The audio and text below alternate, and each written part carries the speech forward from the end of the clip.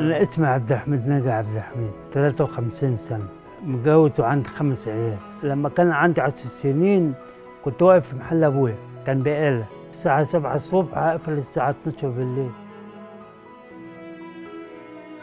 أنا حصل معايا موقف زمان، كنت أول مرة أشتغل في محل كبير بتاع صابون وفيل وربط.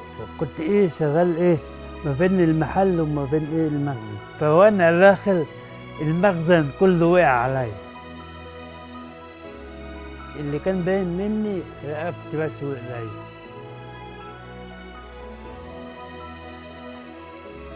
ما فيش حاجة أصعب من الأم والأب لما يموتوا.